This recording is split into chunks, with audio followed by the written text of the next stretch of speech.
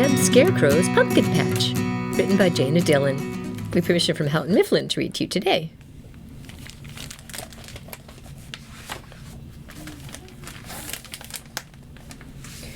It's mighty hard work scaring crows all day. Crows don't scare easy. A scarecrow's got to flap and wave his arms around and kick and hurl his legs. He's got to look like a wild man before he can scare those pesky, seed-guzzling, fruit-pecking crows. Jeb Scarecrow was just a kid, but he did a fine job guarding his family's pumpkin patch.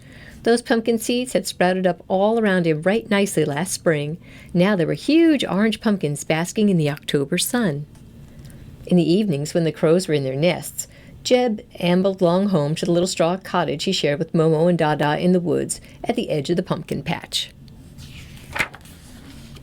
"Jeb, I've got some bad news for you, son," Momo said that night at dinner.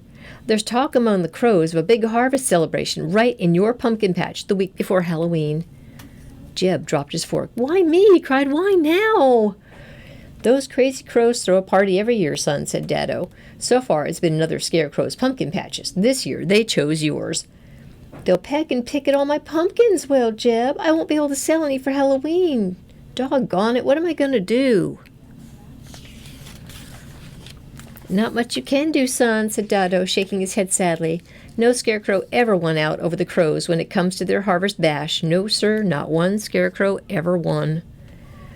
"There's no way around it, Jeb," said Momo with a sigh. "Your pumpkin patch is as good as gone right now. You might as well forget it. There's always next year."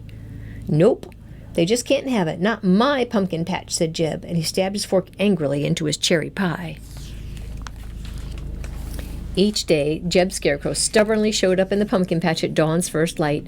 He tried to plot some way to save his pumpkins, but it took a lot of thought, and the crows didn't leave Jeb much time for deep thinking. "You're not partying here," Jeb warned Grandfather Crow as he swooped by. "Oh, yes, we are," cawed Grandfather Crow, "and no scarecrow can stop us, least of all you, Jeb Scarecrow. You're nothing but a kid." And he flew away laughing. "Haw, haw, haw." "No one is celebrating in my pumpkin patch," Jeb yelled at Bernie Crow. "You wait and see, Jeb Scarecrow," mocked Bernie. "This pumpkin patch will be nothing but leftovers." And he flew away chanting, "Party, party, party." "You crows should celebrate in the wild, not in some hard-working scarecrow's patch," Jeb scolded Lucy Crow. "And eat berries when we could be eating giant juicy pumpkins? No thanks," said Lucy Crow saucily. "We're going to eat pumpkins. That's right, these pumpkins. Your pumpkins." There's not a scarecrow alive who doesn't get nervous about the night before he has to do something important. The night before the crow's big bash, Jeb tossed and turned and twirled until his sheets were twisted all around his middle. It was his last chance to think of a plan. He thought of this. He thought of that. He got up 3 times to eat. At last, in the darkest hour of the night, Jeb hatched a plot. Never mind not much sleep. Jeb was up at dawn. As soon as Momo and Dada heard him, they leaped out of bed. Jeb told them of his plan. "We'll help, Jeb," said Momo. "Any way we can." All day long, the crows kept Momo and Dada running up and down the pumpkin patch while Jeb worked steadily. He covered some of his pumpkins with a shirt, a shawl, or some other piece of clothing, then mysteriously crawled under each one.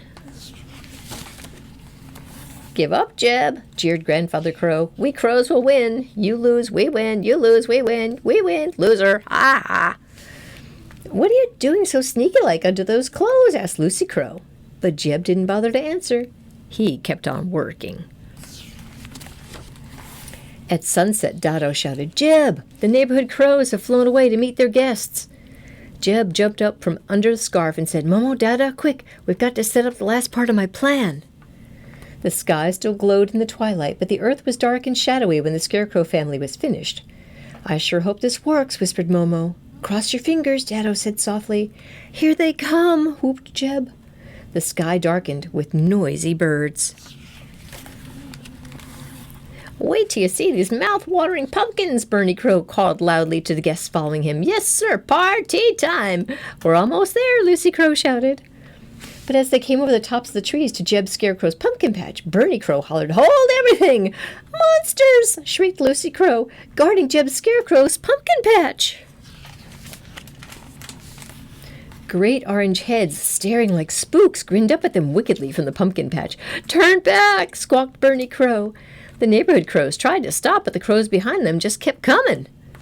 Soon the crows were all banging into each other, cawing and screeching, feathers flying everywhere. "Turn back!" shouted Lucy Crow. "That pumpkin patch is haunted." "Stop pushing!" hollered Grandfather Crow. "Let an old crow through." "Party's over!" cawed Bernie Crow. "Party's over!" As the crows disappeared over the trees, Jeb collapsed with laughter. Momo and Dada sat down beside him, hee-hawing till their sides hurt. The honking of a car horn silenced their laughter. "Hey, Mr. Scarecrow," called a fellow from his car. "I'll buy one of those jack-o'-lanterns for Halloween. I couldn't carve one better myself, and I'll want one of those plain pumpkins, too, for pie." A car pulled up behind his, and then another. Soon the street was lined with cars. Folks were waving money and smiling at the jack-o'-lanterns and the pumpkins.